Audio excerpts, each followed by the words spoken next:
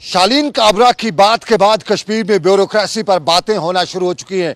लेकिन कश्मीर में इन दिनों अगर बात की जाती है तो क्या यह भी कहा जाता है कि जहां ब्यूरोक्रेसी में कुछ लोग तो हैं, वहीं ब्यूरोक्रेसी में कुछ ऐसे लोग भी हैं जो जम्मू कश्मीर की शान और आन बनाए रखते हैं। राजौरी से राहत शुरू करने वाले शाहिद इकबाल चौधरी, सरहदी जिला कुपवारा से IAS टॉप करने वाले शाह फैसल और साउथ कश्मीर से आबिद शाह का नाम जम्मू कश्मीर के उन ब्यूरोक्रेटों में शामिल किया जाता है जो जम्मू कश्मीर का नाम ऊंचाइयों तक ले जाने की हर मुमकिन कोशिश तो कर रहे हैं और उसके साथ साथ अवाम में अपनी छाप भी छोड़ रहे हैं। फिलहाल आम लोगों से हम जो बात करते हैं उसमें यही कहा जाता है कि अल्लाह सलामत रखे, बहुत ऊंचा जाने वाले हैं। क्या हैं ये, हम दिखाएंगे इस रिपोर्ट में। अहमद अली फयाज साहब, जम्मू कश्मीर की सहाफ़त में एक नाम है, मुकाम है। सर, पिछले कुछ दिनों से कश्मीर वैली में ब्यूरोक्रेसी पर सवाल उठ रहे हैं। अब उस सवाल को हम साइड में करते हुए ये आपकी राय में जानना चाहेंगे कि इतने ब्यूरोक्रेट्स हैं, अगर आपका फेवरेट ब्यूरोक्रेट कौन सा है? हमारे लिए ये बहुत मुश्किल है क्योंकि हमने इन लोगों के साथ काफ़ी साल काम किया होता है और ये हमारे लिए कहना बड़ा मुश्किल है सबसे बेहतर कौन है और हमारे सामने जो बेहतर होने की इंटरप्रिटेशन क्या है, इसकी वजाहत क्या है। लेकिन अगर आप ब्यूरोक्रेसी के अपर रैंक्स में देखेंगे तो मैं समझता हूँ कि जो हमारे चीफ सेक्रेटरी हैं BR शर्मा साहब, उनके बारे में कोई दो राय नहीं है। वो मेरे ख्याल से काफ़ी मतलब इस ओहदे के लायक इंसान हैं जो किसी कंट्रोवर्सी में कभी नहीं आए हैं, किसी लॉबीज़ में कभी नहीं आए हैं, तो और एक्सेसिबल हैं आवाम के लिए। मतलब मैं समझता हूं कि एक मिसाली चीफ सेक्रेटरी साहब हैं। अगर आप निचली सतह पे देखेंगे, मैंने सबसे ऊपर की सतह का जिक्र किया, बीच में भी बहुत सारे रंग्स होते हैं ब्यूरोक्रेसी के। इसमें प्रिंसिपल सेक्रेटरी साहिबान होते हैं, कमिश्नर सेक्रेटरीज होते हैं, सेक्रेटरीज टू गवर्नमेंट होते हैं। अब मैं निचली सतह पे जाऊँगा। निचली सतह पे मैं समझता हूँ कि जो हमारे जो IAS के यंग ऑफिसर्स हैं, इंक्लूडिंग जो KS के यंग ऑफिसर्स में कई लोग ऐसे हैं जिनके हम मिसाल दे सकते हैं। मसलन डॉक्टर शाह फैसल साहब हैं, डॉक्टर सईद आबिद रशीद साहब हैं, ये जो डिप्टी कमिश्नर हैं अनंतनाग के, और डॉक्टर फैसल जो आपको मालूम है कि डायरेक्टर स्कूल एजुकेशन।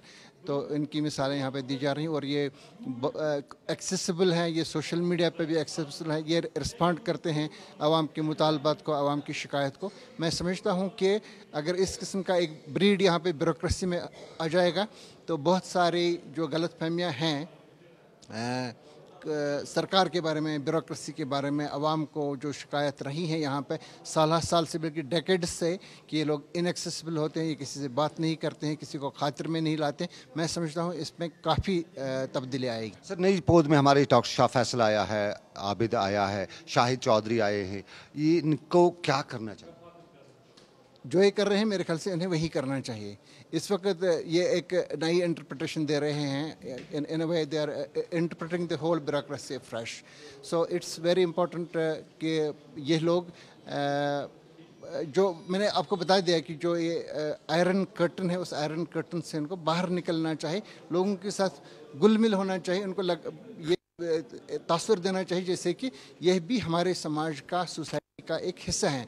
यहाँ पे इस तरह से पर्टिकुलरली जो हमारी से जो बाहर से आते हैं, मुख्तलिफ स्टेट से जो आते हैं IPS IAS ऑफिसर्स, तो इनके और लोगों के बीच में एक बड़ी दीवार रहती है, लोगों को पता नहीं होता। हम भी कभी कभी प्रेस गैलरी में बैठ के देखते हैं ऑफिसर्स की तरफ, पहचान ही नहीं पाते हैं बहुत सारे लोगों को, इनका राबिता नहीं होता। उनको राबिता रखना चाहिए, उनको ये समझना चाहिए कि ये हमारी स्टेट है, हम रहने वाले किसी और स्टेट के हैं, लेकिन यहाँ पे हमें 30 साल 35 साल यहाँ पे काम करना है।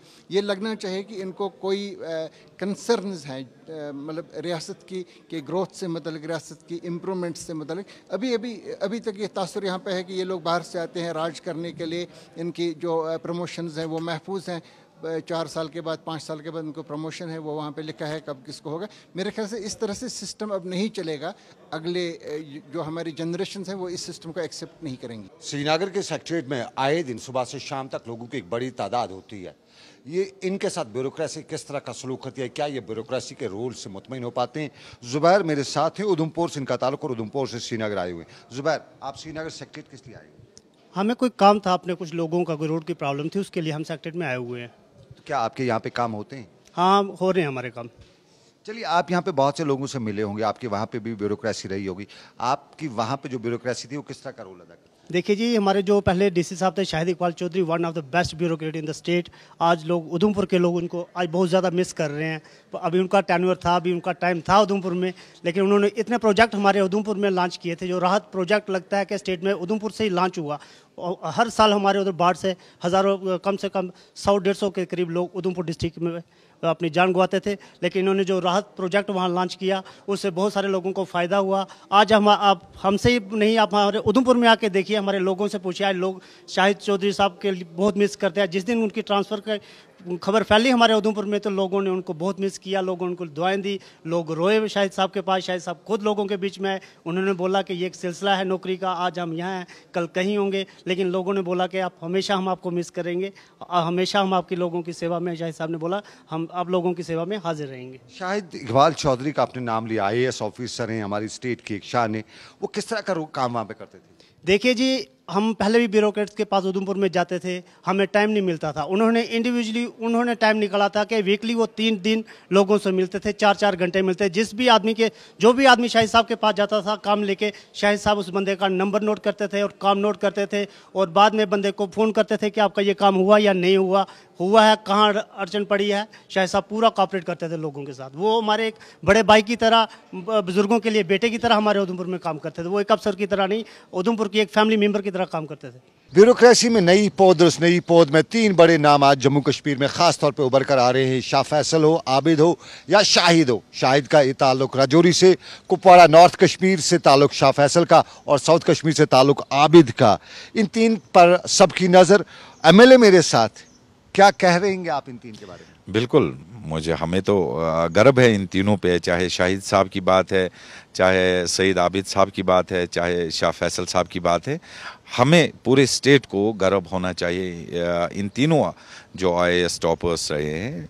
लेकिन साथ ही मुझे लग रहा है कि जहाँ तक गवर्नमेंट का जो पहल होनी चाहिए, they should be given and vital places हैं, बेशक उनको दिए हैं, लेकिन और भी इनको मजबूत करने की बहुत ज़्यादा ज़रूरत है, because they are the future of the JNK state. और साथ ही इनको देख के जो हमारे अपकमिंग बच्चे जो है वो इनको देख के सीखते हैं। और मैं उनसे भी मुतबाना गुजारिश करता हूँ, जहाँ जहाँ पे भी उनको उनकी बस की बात चले, they should update, they should give proper directions. स्कूलों में जाके, कॉलेजेस में जाके दे शुड गिव लेक्चर्स देने की बहुत ज़्यादा ज़रूरत है, कि ताकि जो आने वाले जो हमारे नस्ल है, जो हमारे बच्चे है, वो भी IAS की तैयारी में उनकी वो मदद करें उनकी। और ज़्यादा लोग हमारे जो बच्चे आने वाले दिस एग्जामिनेशन में वो ज़्यादा पास होके और टॉप करके आ जाए।